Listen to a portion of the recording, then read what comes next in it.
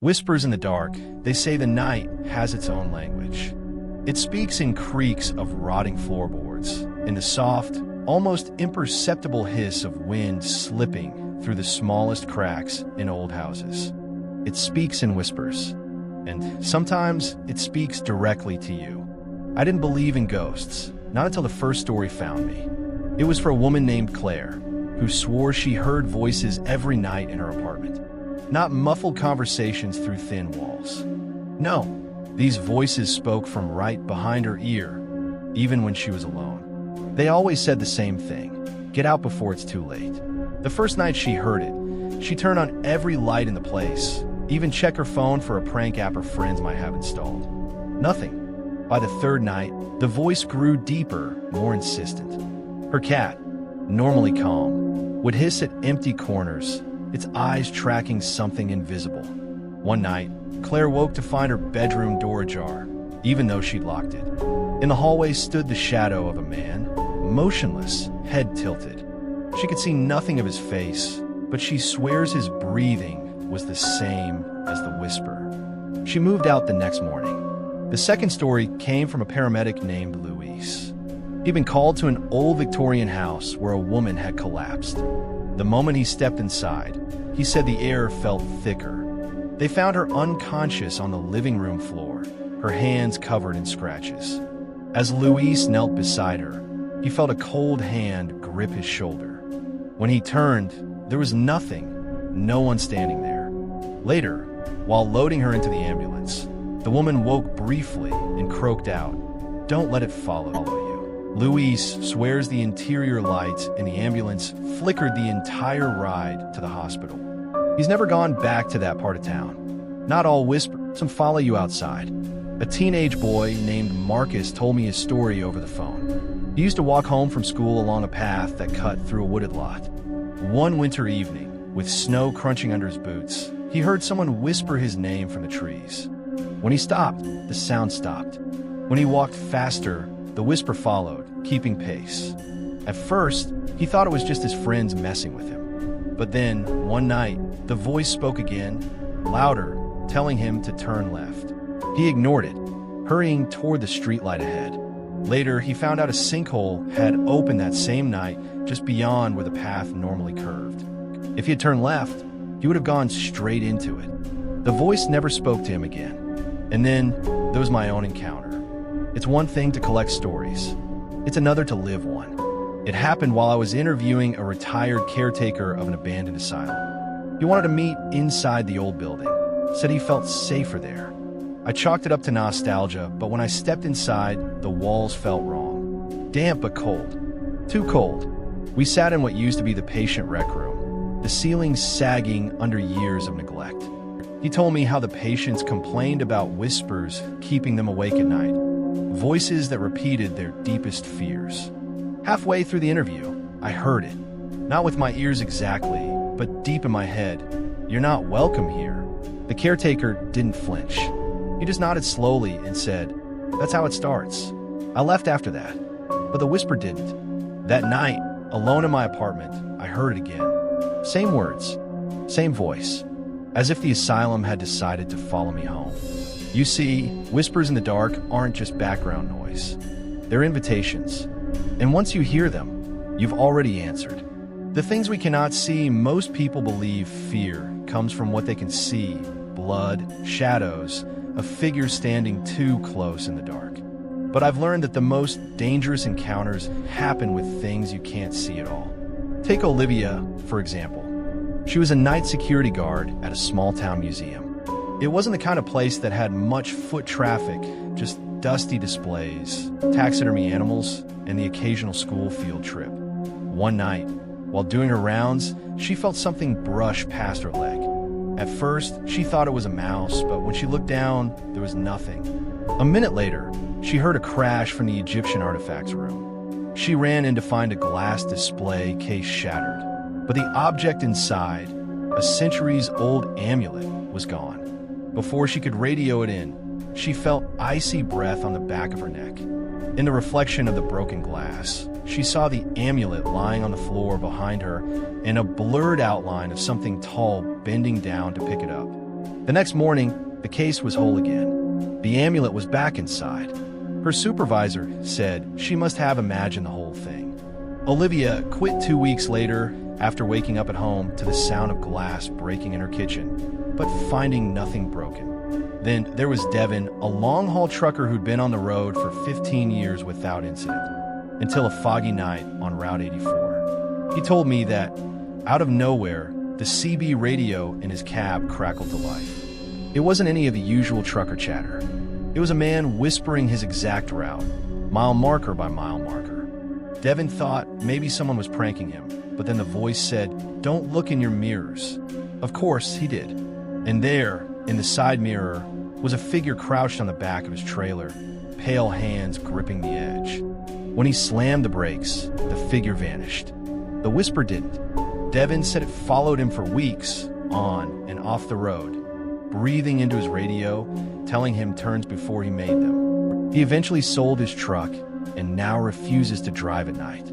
Some encounters are far more personal. Melissa lived in a cramped apartment above a laundromat. She often worked late nights, so she kept blackout curtains in her bedroom. One night, she woke to the faint smell of smoke. Thinking the laundromat was on fire, she grabbed her phone and ran to the window, only to find the street empty and quiet. When she turned back toward her bed, someone was lying in it. A man, charred black, skin cracked like burnt wood, just staring at her. His mouth moved, but no sound came out.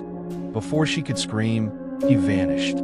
From that night on, she smelled smoke every time she was about to fall asleep. She hasn't slept in that apartment since. And then there's my second brush with the unseen. I'd gone to interview a family in the suburbs who claimed their house was too quiet. That might sound like a blessing, but they meant unnaturally quiet. No creaks, no hum of the refrigerator, no sounds of the outside world. When I stepped inside, I realized they were right. Even my own footsteps felt muted. The family said the silence wasn't always there. It started after their youngest daughter claimed she saw the man without eyes in her closet. As I set up my recorder, the air thickened like sound itself had been sucked out. Then, from behind me, I felt movement. Not wind, not footsteps, just the sensation of something circling me, fast. When I checked the recorder later, there was only one sound on the tape, a deep, slow inhale. People always ask me if these things can hurt you. I tell them, they already do. Fear gets inside you. It changes you. And once you've felt it, you'll never truly be alone again. When the dead refuse to rest, there's a difference between a place being haunted and a person being haunted. When the dead decide to stay with you, there's nowhere you can run. I got this story from a man named Elliot, who used to work as a grave digger in his early 20s. He told me about a burial one October afternoon. Gray skies, cold wind cutting through the air. The deceased was a man with no family left, no one to stand at the graveside except the priest and Elliot. As the last handful of dirt hit the coffin, Elliot felt a strange vibration in the ground. He assumed it was just settling, until, days later, he began hearing knocking sounds in his apartment. At first, it was faint, like someone rapping on the wall from the other side. But then it became rhythmic, 3 knocks at exactly the same time every night. The final night it happened, Elliot decided to knock back. He said the knocks immediately came from inside his bedroom closet. When he opened the door, there was no one there, but the air reeked of damp earth. Then there was Hannah, a hospice nurse. She said most patients passed peacefully, but one man, Mr. Crowley, fought it to the bitter end. He'd been delirious in his final hours, muttering about needing to finish something. When he finally passed, Hannah swore she saw his lips still moving.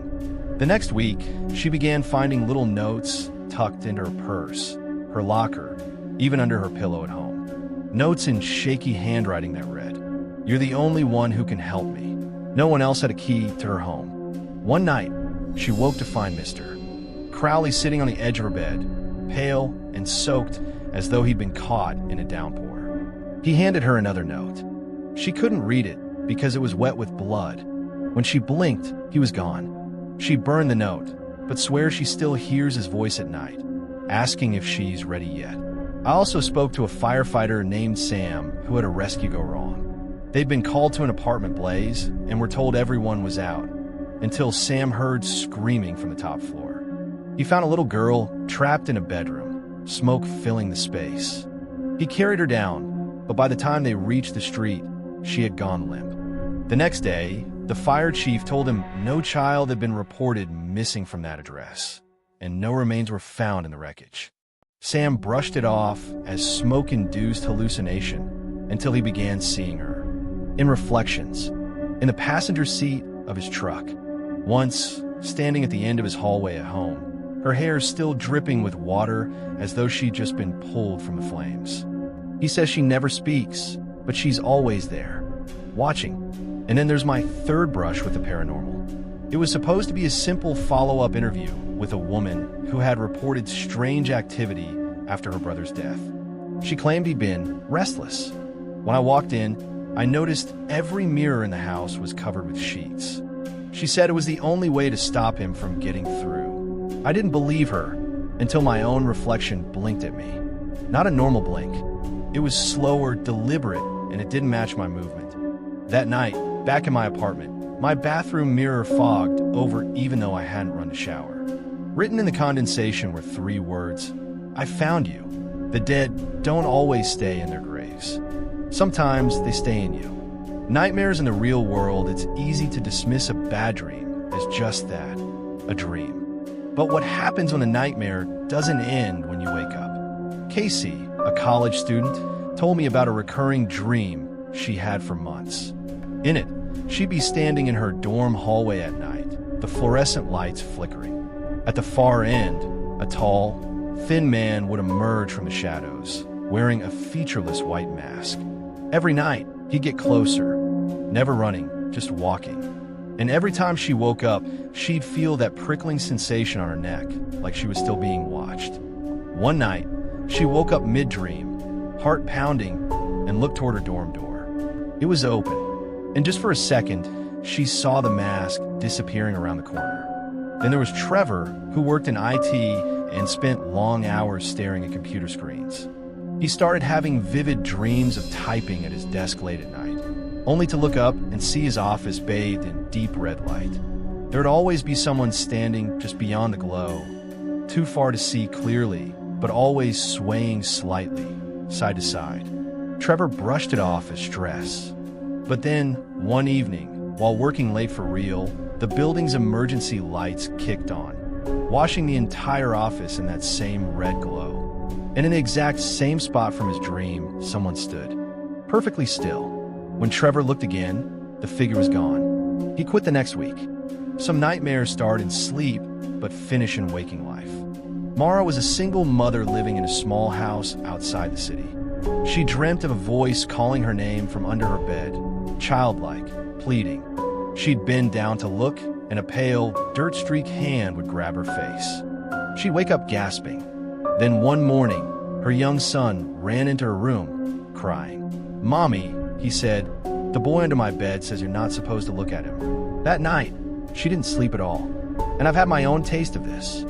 I once stayed in a small roadside motel after a late interview. That night, I dreamt I was lying in that very bed, unable to move, as something crawled up from the foot of it, slowly, like it was savoring every second. When it reached my face, I woke up but couldn't move. My eyes darted toward the corner of the room, and in the dim orange glow of the streetlight outside, I saw a shape crouched low to the ground, its head cocked at an unnatural angle, just watching me. I must have passed out, because the next thing I remember was waking to daylight. But when I looked at the carpet near the foot of the bed, the fibers were flattened, as if something heavy had been there. Dreams are supposed to be safe, your mind's way of sorting out the day's chaos. But sometimes they're not just dreams. Sometimes they're warnings. The last door you should never open. Some places feel wrong the moment you see them. Sometimes it's the smell, the sound, or the way your body instinctively wants to turn around and leave. But what if you ignore that feeling and step inside anyway? Colleen's story began with an old farmhouse she inherited from a distant relative she'd never met. The house was falling apart, peeling wallpaper, water stains, an attic that smelled of mildew. But what unnerved her most was the narrow wooden door at the end of the upstairs hall. It was locked tight. For weeks, she ignored it, focusing on repairs. But every night, she heard faint knocking from behind it. Then came the whispering. Finally, unable to stand it, she forced the door open. Inside was a short, windowless room lined with shelves, and on the shelves sat dozens of jars, each containing cloudy, murky water and something moving inside. The next morning, the door was locked again. She no longer lives in that house. A man named Darius told me about the abandoned hospital on the edge of his hometown. Kids dared each other to break in, but there was one door no one ever touched. The one at the end of the basement corridor, painted solid black. He went on a bet, flashlight in hand. The moment his beam hit the black door, the light dimmed, as if being swallowed. When he reached for the handle, his friends upstairs began screaming for him to come back. He turned, just for a second, then heard the door click open behind him. Something cold brushed his arm, and a voice whispered, "You're late." Darius ran and never looked back, but he says sometimes, at night, he hears that same voice outside his bedroom window. Some doors don't just open into rooms, they open into elsewhere. Janelle was a late-night cleaner for a high-rise office building. One floor was always empty, even during the day. She'd been told to skip it, but one night, the elevator stopped there on its own. The hallway was dark except for a single light at the far end, illuminating a heavy steel door. When she pushed it open, she expected a supply closet. Instead, she found a stairwell descending into complete blackness. From below, she heard dozens of voices whispering her name in perfect unison. She slammed it shut and ran, but the elevator button for that floor has been glowing red every time she passes it since. And then, there was my final encounter.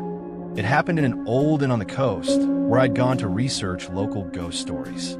The innkeeper warned me about one particular door at the end of the second floor hall. She claimed guests who stayed in that room often left in the middle of the night, some without paying, others without taking their luggage. Naturally, I asked for it.